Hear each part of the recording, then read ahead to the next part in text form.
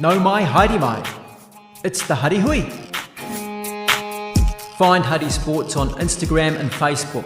huddysports.co.nz. Now let's kōrero.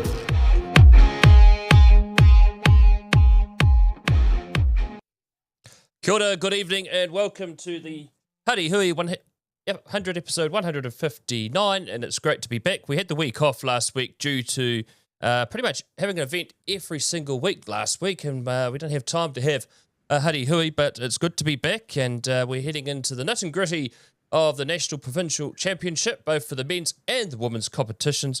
One of those people that we enjoy following here in Wellington Rugby, and he does a great job with his women's program, is Fusi Feaunati is our guest on the Huddy Hui tonight. Fusi, many thanks for coming on. Congratulations on your win last week against North Harbour up there in Auckland. What were the keys to victory?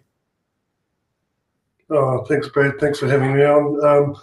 The girls are working really hard at the moment. They're doing some great work. The coaching staff are doing some really good work, and we focus pretty hard around connections with the group. So that includes building the trust factor around what we're doing, and the girls are enjoying their rugby. That's the main thing. You know, they're having fun doing what they're doing, and certainly they feel really confident with where we're going with our rugby. It's a young side this year for the Wharapama Championship Cup. Who are some of the new faces that you have brought into the Pride squad this year? They're an exciting bunch right across the board, and you know, even some of the oldies that we brought back, they're playing like spring chickens. You know, Jack's Patia-Periti's playing like a 20-year-old at the moment. Funnel Basin is obviously an exciting, talent who's come through. No need to speak a lot about where she's come through with her family background, with the boys, brothers, and the sister as well. Young Kira Smith. Some of these girls have only been around for a couple of years out of school. Kira Smith, Latia, Pulitakao's coming through. A nice Jossets Lake is a really good talent as well. Jessica Jackson, who came out of the Sevens program, and Xanthi Somerville, who's still only 18, has been around for a couple of years, but they're all playing in the engine room. So there's a boatload of talent. There's probably some that I've missed out, but that's the exciting part about what we're trying to do here in Wellington is uncover as much of this talent as we possibly can. You mentioned Kira Smith. She has lit up the women's rugby season this year. Tell us about her and her selection into the Black Ferns 15 that went to South Africa last month. Yeah, well deserved. I mean, Kira's someone who works hard on her game. Doesn't say a lot, but she's very, very smart footy. But she's also very electric as well, and she's got great footwork. Very skillful. Has an eye for space, and she's actually off to another event shortly, which she'll unveil, which is a really good opportunity for her to put another black jersey on. But we're certainly very proud of Kira and how she's matured and grown. Especially, she drives from Wainui 3 times a week at 5 o'clock in the morning to be a part of our academy development program. That's fantastic. And of course, you mentioned Jackie Patia-Periti. She's alongside Sunita Levave, probably 2 of the oldest in the squad. What experience have they brought to this Pride team? Their leadership has been phenomenal. I mean, their mentoring of the young group. And we've got a young leadership group this year with Millie Baka, who's a young captain. And the 2 vice captains, Millie Mackie, who's been around for a while, got a lot of knowledge, a lot of experience, but she's still very young as well. And then, of course, Kira's the other vice captain. So the role that both Jackie and Sunita are playing is more around how they leave a legacy piece, around how they're supporting the young girls to carry on when they decide it's time to hang the boots up. This season in the championship, just the one loss this season against Otago 2 weekends ago. What were the learnings from that game that the Pride will look to build upon?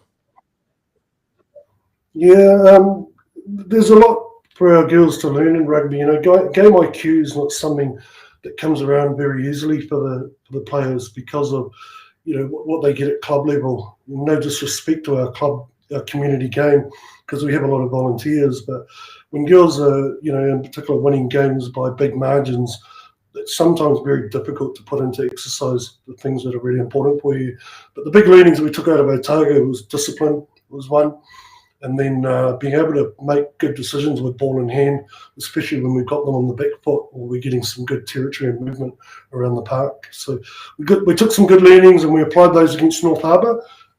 But then, we've still got some other things up our sleeves that we haven't quite mastered yet in terms of our work. You mentioned that there were some players that missed out, but let's talk about women's club and school rugby. How have you found that this year in Wellington compared to previous years? Wellington Women's Club Rugby is still the strongest competition in New Zealand. And what I mean by that is we've got 8 senior women's teams, with the potential to add another 1 or 2 in next year. So we've got the biggest playing, almost the second highest playing population in the country. Just where we're at with a number of things that are being addressed by the union at the moment, just around support for our community game, support for our volunteers, and then having a look at what we're doing around our pathways and our succession plans around the development of players, especially when they are identified as having a bit of talent that might be progressed through to some huge amount of potential that we can graduate into other layers of the game. So there's a huge amount of excitement around what's actually going in Wellington. There's a boatload of talent, but now we've got to get the systems right to be able to unveil the talent, develop it, and see how far we can take the talent and increase the pool of players who are capable of playing higher levels of rugby. Yourself being the head coach of the Pride, who is the rest of your coaching staff and what skill sets do they bring to the squad? There are people that are very passionate and they've been involved with women's rugby for a long time. Matt Poua is looking after the attack portfolio, and Matt's got a very successful history with women's club rugby. I think he might be the most winning club coach, with Norths and several titles that he picked up with them. Fred Ferretti, obviously the husband of Jax, followed her career and also been involved in women's rugby for quite a bit as well. And both are level 3 coaches. And then we've got Serena Curtis, who has been a part of the coaching setup since I came along a couple of years back. And Serena's someone who's put on the jersey at the highest levels and continues to challenge herself around the art of set piece work, which is still something that we haven't quite grasped entirely here in Wellington, but we've certainly got the cattle to develop that into a very strong weapon that we can take into competitions in the future. A lot of teams, when they go on to rugby campaigns, often have a theme. What is the theme for this year's Pride campaign? We base things on two factors for us: connection and effort. So, as long as our connections are great off the field, we can trust each other and be able to go on and make good decisions and look after each other on deck. And then the effort that we put in, and not just the effort around the rugby side of things, but around the other things that are really important to make sure that we're great people, great teammates, and that we're willing to contribute to this team being really great for the future of others that want to take part in it. But we're certainly leaning a little bit towards our land, our people, and creating our identity around the Pride. So the Pride being the name of the team, but effectively we're the Wellington Women's representative rugby team. So when we look at that, we look at Wellington, we look at representative, and then we look at the wider reach of the region in which we play for, which is our province, Wellington. Of course, where you are from tonight, I believe that is Rugby League Park in the background, the home of the Wellington Pride. Is it good to be back at the home of Wellington Rugby? Mate, it's exciting stuff to be able to bring the girls back here and have somewhere that you can actually put a label on that it's a home for us. No, again, nothing disrespectful around NZCIS. What a great facility, world class. But we share it with other teams, and so therefore we don't have the ability to be able to say it's our home, we own it, we're going to look after it, that's where we prepare. And then that attachment to a great piece of history. So here at Rugby League Park, the men came through here with Super Rugby. We won a title, we've launched careers, both All Blacks and Black Ferns out of this environment. So it's been really good for our grounding, and it's also good for us that if we do want to go back to something with all the bells and whistles in it, we have to earn the respect and the right to be able to take that facility and utilise it for the reason that it's there, rather than just sitting in a really flash changing room and still not being good at the things that we're going to be scrutinised for, which is making a tackle, decision making in the game of rugby and catch and pass, whatever it might be. So first and foremost, love NZCAS, great facility, but we're on a bus in a destination that's going to get us back there one day. Fantastic answer. Let's talk about yourself. You're not only the Wellington Pride head coach, but you have another role at Wellington Rugby. What is that? I'm the academy and women's high performance development manager. So it's a role that seems really glamorous in terms of its title, but it's one that requires a lot of care and attention, because there's a lot of players and their support networks who are reliant on giving them the correct guidance around what rugby is. Rugby's evolving all the time in the women's game. The evolution of the women's game is, there's a lot more kicking. Players are full-time training for rugby. Players are more physical around the collision zones of the game. Everything's a lot faster. So with an academy program, it's not just a case of bringing them in. We actually have to prepare them for what they're about to get themselves into when they take the field to be able to play. I think that's the biggest part of the job, is to make sure that we put them out there and we've correctly supported them to be able to confidently play the game of rugby at all levels. Now, let's talk about you. You. I believe, no doubt, that you were a former player. When did your junior rugby begin for you? I went to Mana College for 1 year, and then I went to Newlands College of all schools, and we were all right at rugby. I mean, it's not the greatest rugby school in New Zealand or Wellington, but we were all right, and we had a good time, and we were competitive and against the big schools, and I enjoyed my time. And then club rugby wise, I played a season for Wellington College Old Boys and did a couple with X-Men before I found my feet at Poua, which is where I finished up and played the majority of my rugby coming through. And then age grade rep, secondary schools, and all of that, Wellington Samoans and that. But I don't even think I was great at rugby. What I did do was I enjoyed being a contributor to a team environment the best way that I could. And for me, rugby was fun. It wasn't something that I had a burning ambition to wear a black jersey or anything. I just happened to be pretty decent at it, and would get myself named in a sheet on a weekend. How long did you play for, and when did you stop playing rugby? Oh, mate, I played my first game of senior rugby while I was still at school in my seventh form, played for Johnsonville. Oh, wow. We lived in Newlands, so they called me in, and I played a couple of senior games while I was still at school. And then I finished at Poua when I was 39. Played my last game of senior rugby when I got to that tender age. And I think if I hadn't I found golf, and thank goodness that golf exists, I'd probably still be playing today. So, played for a very long time. Yeah, had a couple of stints, couple of years away overseas, and then also played a year of rugby league. And again, it wasn't a game that I was great at, but had some skills that could contribute to a team effort, and I was pretty happy with what I contributed. What year did you start coaching rugby, and what was your first grade of coaching? To be honest with you, coaching was never something that I thought of. It was more, how could I work with people to really think out an opportunity, So by default, I just ended up. So my sisters played rugby at Poua, and they were looking for a coach 1 year. This is like 27, 28 years ago. And I said, yes, I'd help them out. Then I went on and helped the Wellington Samoan woman. And then I went overseas for a bit. And then I came back home, and we had a couple of young'uns by then, and mum and dad had retired to live in. So we ended up in Palmy, of all places. And we went to watch a senior game of rugby, and I said to the wife, we were there for 10 minutes, let's go home. This is rubbish, I don't want to watch this. And she said, oh, well, why did we come here? Why don't you do something about it?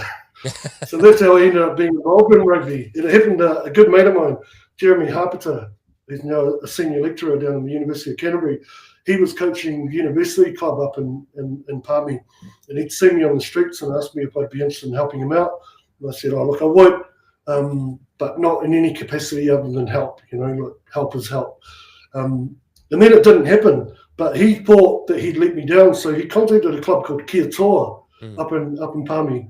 And Kia Toa were looking for a coach, and of course I knew nothing about them, they knew nothing about me.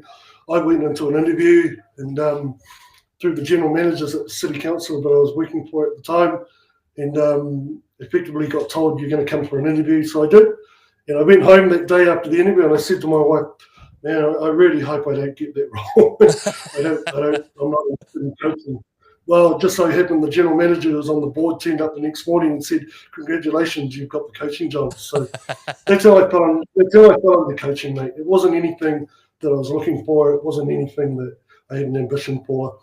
And I quite enjoyed it. I did 5 years with Kia Toa senior men's, and we had some good success, and we had some very good players that were part of that. And then during that period, I'd done the under-18s and the under-19s, and we went through the 20s and the development 15. So I always found myself coaching a team, even though if I hadn't, I wouldn't have been unhappy. I still would have been okay with just being on a sideline watching. Yeah. But, no, I enjoy coaching. I've fallen into it. I'm still learning, as part of the coaching pathway. I'm very fortunate to get some of the opportunities that I do get, and I'm very privileged and to be able to work with some of the best rugby players in the world. Salika Winiata was iconic figure of women's rugby. She was at Kia Toa as well, and she would keep coming up to me and saying, "Look, would you come and help coach a woman?" And I said, "No, I wouldn't." And she was very persistent. She kept asking. One day I went home and I said to the wife, "Look, Salika Winiata keeps asking me," and I say no. Then the wife throws the whole, "What happens if your daughter said she wanted to play rugby? What would you do?" And I said, "Oh, you can't do that to me." And so then one day I said to Salika, "Look, if your coaches ask me, then I'll come down and I'll help." And they did. And I went down and I could see what the issue was. The women wanted to learn. They were keen as mustard. Some of them had already been exposed to what rugby really is. Yeah. But the men just didn't respect the women for their capability to learn or even know what the differences were between women and men's rugby. So then what I did was I went back to the union and said, do the women need help? If they do, then I'm quite happy to step out of the men's space and take the women's on. So 7 years later, I was still coaching the Cyclones until I came here to Wellington. Yeah, let's talk about the Cyclones. 7 years there. What success did you have with the team? You mentioned about female rugby players wanting to learn, but you coached some pretty impressive rugby players during that time. Very fortunate. We had a very good system in place, and some very good people were on the bus. So we did athlete development as being the priority. And then the athlete development would lead into skill acquisition around the comfort of, what we do with the ball and what we do with our movements and so forth. And then from there, we just created a game plan that suited Manawatu, because Manawatu had won 5 of 7 national titles at sevens. And through that period, they'd forged a really good core of players, including, the likes of Sarah Houdini, Sarah Goss back in the day, Salika, of course, Jenna Vaughan, Crystal Mays, to name a few. And all of these ladies were national level players. The only thing they couldn't do was there wasn't enough population to expand that to build a 15s team. So then what we did was we thought, okay, well, why don't we develop a 15s program by identifying some kids at school and then bringing them through and putting them through an academy program. So we had some good years. We were up in the premiership. We'd come back down through, we just didn't have the depth to be able to maintain things. But now, if you ever look at where Manawatu is, they're performing particularly well, and they've now got 6 Blackpoons, 4 contracted Blackpoons, and 2 that are in the Blackpoons development 15s. So they're certainly pushing them out, and then they've got players who've now moved on to other areas, that are part of the Manawatu system, who are now playing for Auckland or other provinces. So for a small union, they know what their profiling is, and they know what suits them around how they want to play the game effectively. Fantastic. Let's talk about the move to Wellington. How did that come about? Shannon Pucky was the CEO up in Manawatu, and we stayed in touch. I really liked Shannon's approach to how he looked at things, but he was also a very strong advocate of women's rugby, a very strong supporter. He would actually come to trainings. When we had trainings with the Manawatu girls, he'd put a pair of boots on and we'd throw them into drills, and he'd hold bags, and you never see a CEO doing that sort of thing. But that's how much he wanted to help grow the game. And of course, we got chatting, and then some opportunities came up. The role with the high performance manager's role in Wellington, and he contacted me and said, "Look, what are the chances that you would think about doing something in another province? And I said, I haven't really thought about it. Again, there wasn't a burning desire for me to coach or be a head of a program or anything. I just enjoyed what I was doing for what people had asked me to do. And then I remember talking to a couple of players when I was involved with Poua in my first year. And in the second year, a couple of players who were from Wellington had queried me around, would you ever come back home and, would you be willing to put your hand up and coach us down in Wellington? So all of that just came out, and then piecing it all together. I'd done what I wanted to do in Manawatu, and that was just set up a program, and now it's self-servicing. And then I thought, where else could I do something like that? And I did a little bit of research on Wellington. The piece that I speak to quite a bit was that in 7 years, Wellington had only beaten Manawatu once because we knew, the profiling of Wellington and how they played the game. And then I looked at that and I thought, I believe I can make a difference. And it is home for me. So it was something that the wife and I had spoken about. Do we go full circle and end up back at home? So I'm really happy to be back home. I'm really proud to be involved with the Wellington Pride, but more so it's about the women and how we're giving them every opportunity to learn the game of rugby, but learn the pieces that they don't know very well. And the pieces that they don't know very well are things like the importance of conditioning, the importance of role clarity, which is a position-specific stuff. And that's where we need to, as a whole union, put some systems in place that are going to be better to support the whole game as a whole. So I'm happy to drive some of those initiatives. There's also the conversations that you have behind closed doors. And, I'm happy to be the guy that goes in there and has the battle with people around influencing decision makers to what that support for women's rugby looks like. And, there are detractors of the women's game, and I'm okay with that. Some of them are even my good friends. I'd prefer that they told me they didn't like women's rugby. We don't have to talk about it. But what are the things about the game, of the women's game, that they don't like? And then I can go and say, well, one day you're going to turn around and you might very well respect what these women do in terms of playing the game. So those are my major drivers, mate. And I've really enjoyed coming back. It hasn't been easy. We had a winless season 2 years ago. Last year we got knocked out in the semi-finals. We're still in the championship. Obviously, a union like Wellington, I wouldn't say we deserve to be in the premiership, but we have a desire to be there one day. We just haven't figured out how much we want that desire to come to fruition. Yeah. So that's my job, is to create that culture. Fantastic answer in particular. It's good because earlier this year we commentated the women's finals. That was your commentary debut. You did very well, but it was good. It was both fantastic games of rugby.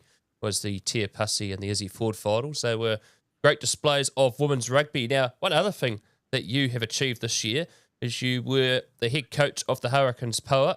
Though no wins this season, there were signs of improvement. And how did you find coaching at Super Rugby Aupiki level? It's hard. I mean, the reason why it's hard is because the women aren't full-time. So they come in, we might have 1 day of preparation or training, and then we have a captain's run, and then we play, and then they go back home again, and we come back in. So it's difficult in that sense, but we also have to support our provincial unions around what are we doing to get the players ready to be able to play at Aupiki level. And that was probably the biggest thing that came out of the exercise. Was in year 1 and year 2 we knew this was going on. Coming back in year 4, it was almost like we hadn't really learned what we needed to learn from year 1, year 2, and possibly year 3. I wasn't involved in year 3. So again, very, very privileged, very honoured. But I look back on it and I think, again, it's the systems that we don't have in place to be able to support growth of our talent, to be able to be competitive enough to go out there and say one day, it'll be very soon that we could say that we're going to go out and win Aupiki. Now, of course, let's talk about that. Are you back with the Poua for 2026? And if so, what will it take to keep this young Poua team, Poua squad growing? Yeah, continuity and consistency is a really important part of the recipe. So we are looking at that. The club themselves are visiting, resourcing the team in a better way. So there might be an opportunity to have a look at what centralising the team would look like. Yep. And that would mean then that some of the girls could come in full time, not have to go back home during the week or go back to jobs. And, we're able to give them enough remuneration that, that they could carry on learning the game. We could prepare, and our day one would be the Monday, not day one would be the Thursday, when everybody else has already had 4 days together. So the club's doing a really good job of a review that is really looking at what else needs to be done to give ourselves a chance of improving, to be able to say that we will compete. And localising is really important as well. We've got Hawke's Bay, Manawatu, Wellington. There's some very good talent in our region. We just had to put some better systems in place that support them to be ready when the opportunity comes to be selected to play Opiki. Who has been the biggest influences in your rugby coaching career to date? No, there's a lot of people, but because I haven't really taken coaching seriously, like it's going to be a career job for me or anything. There's a whole host of people. David Adamson up in Palmerston North was a great supporter of mine when I first started at Kia Toa. They put me through the advanced coaches course in year one, my very first year of coaching with Irons. So, I was very fortunate that people could see some ability in my coaching and thought we could turn it into something. Wes Clark, who's now coaching the Turbos up in Manawatu, is somebody that I've done a bit of work with, and of course we coached at Poua. He took me in there as part of his coaching group. I remember a story around Wes asked me one year at cycling training, said, "Mate, what's your big driver?" And I said, "I care." And Wes went really quiet, and he almost, I believe he giggled in the background when I said it. The year after, the Blackburns went over to England to play in the World Cup, and they won it, but they had to come from behind in the second half to win it. I remember they interviewed Wes, and they asked him a question, and he said, because we care. Yep. So it was really interesting to see that something that was important to me around why I coach wasn't quite what high performance coaches look at. But if you have a look now, a lot of it is about the care factor in coaching as well. But my mother would be another one, but she had nothing to do with coaching. It was more just how much you should really value your relationships with people, to respect them and allow them to be themselves, and for you to be empathetic, empathetic, respectful, but then also honest with them around how these relationships are in life. But man, I look at all sorts of coaches. There's all sorts of coaches that I learn something off. Could be one thing I take from this coach, one thing I take from this coach. Wayne Smith is someone that you'd want to listen to as many times as you can. I had a recent connection with Daryl Gibson. He was on the Wellington board. I believe he's just been appointed the CEO of New Zealand Cricket. I think something to that effect. Something to that effect, yeah. All of these guys. There's just one or two things that you take from them. And I think it's important as a coach that you try to develop your own style, and you try to be as honest to who you are as a person to tie in. And I think if players can see that level of honesty from you, almost that balance of vulnerability and the realism of who you are, there's nothing that can't be wrong with it. And I'm okay with it. I'm okay with not being everyone's cup of tea. I'm okay with people might see some things that they don't agree with around who I am and how I coach. I'm okay with it. Yep. But it all comes from a place of care. There's no fame or fortune, mate. I can tell you right now, you know enough about the circles, mate. I'm not going to get rich from coaching FPC. We don't get paid to coach FPC. We get a little bit more to do Opiki.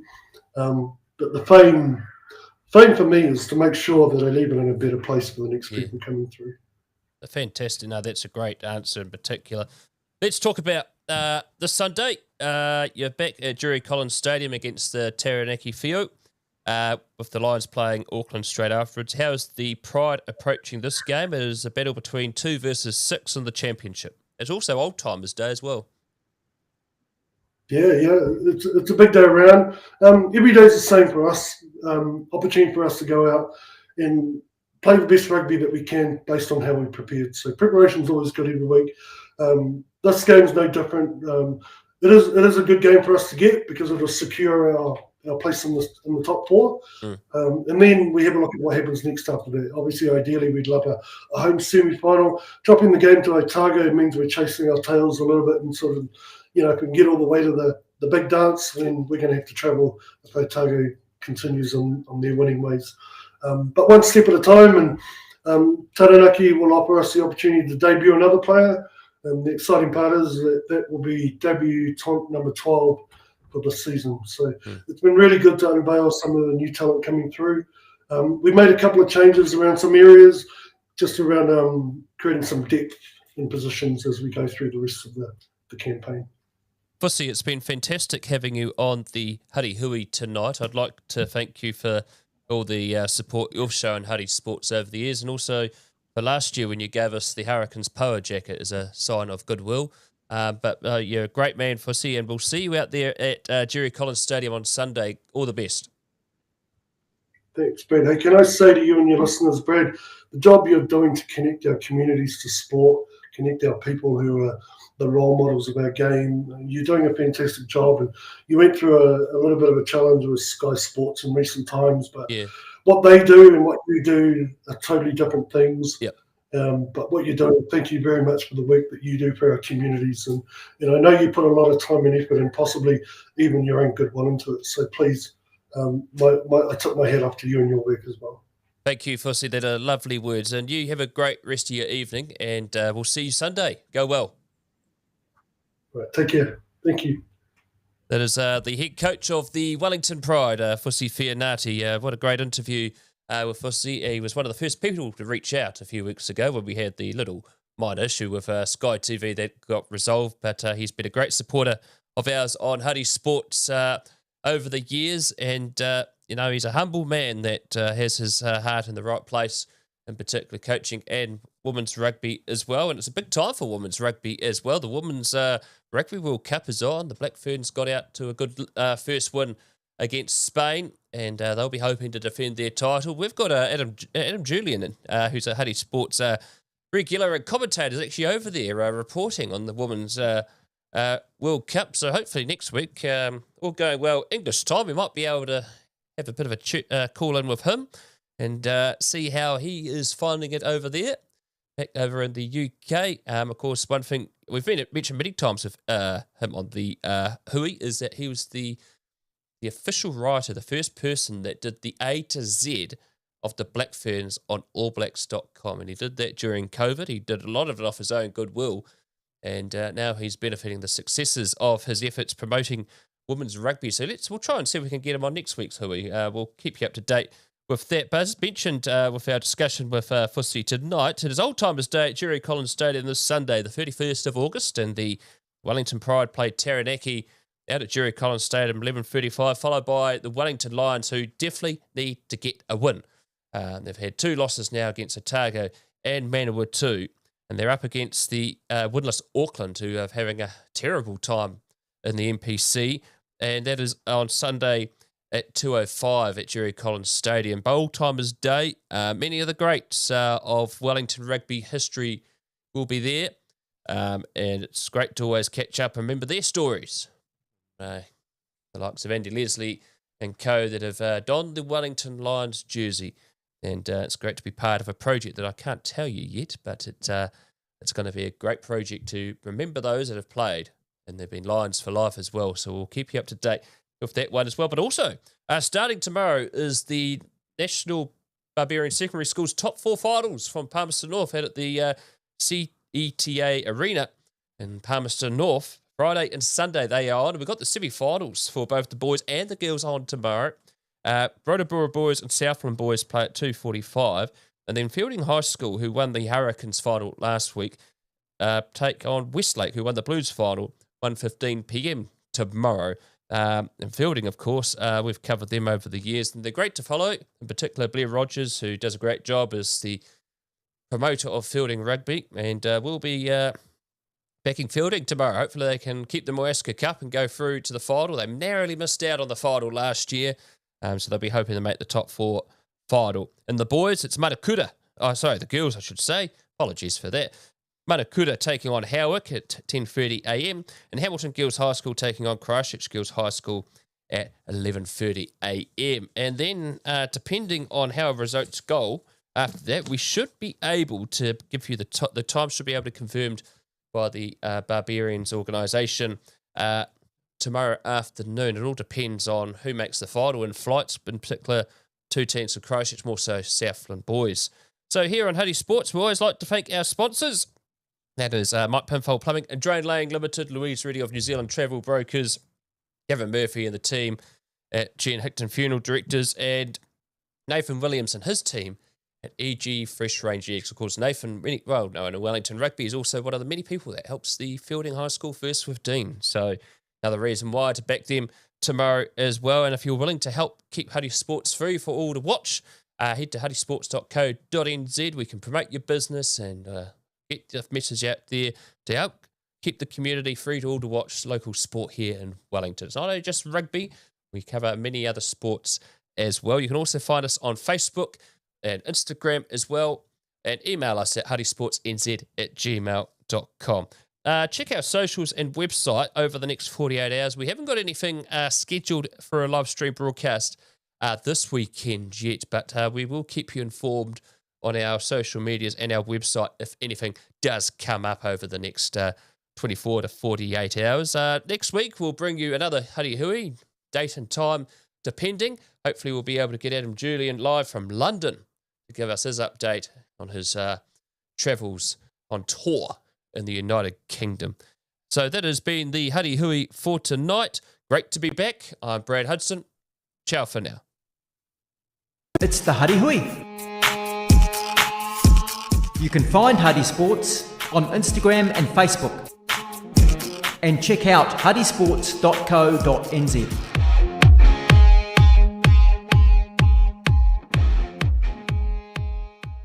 Blocked drains, leaky pipes, don't let plumbing problems sideline your day. Call the team, Mike Pinfold Plumbing and Drain Laying Limited. Mike has been our sponsor since the very beginning, from quick fixes to full renovations. He's got the tools, the team, and the know-how to get the job done right. First time, every time. Local, reliable, and always on time. That's how Mike plays the game.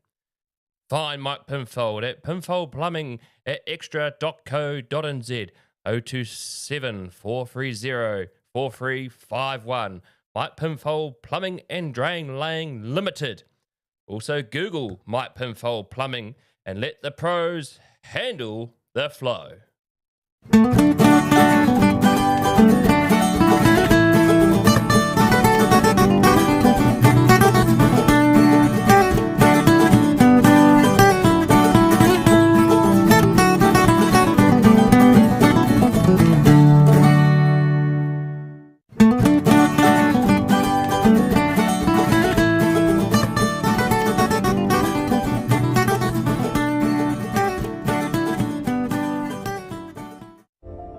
Hi, Gavin Murphy here And Cassie Murphy. from G and Higton Funeral Directors. Don't leave it up to someone else to tell your story. Do it now when you can enjoy being part of the conversation. With a prepaid funeral, you can have music, readings and venue all chosen by you. For your free funeral planning pack with everything you need to get started, go to our website at gnhigton.co.nz/pre-planning. The Huddy Hui, Huddy Sports captivating sports show. The Huddy Hui covers Wellington Club Rugby as well as other sporting topics of debate. Tune in on YouTube during the rugby playing months as host Brad Hudson interviews rugby players and other sporting personalities across the Wellington region and the rest of New Zealand. Catch the Huddy Hui streaming on Spotify, Apple Podcasts, iHeartRadio, YouTube, and wherever good yarns are heard. The Huddy Hui live on Huddy Sports.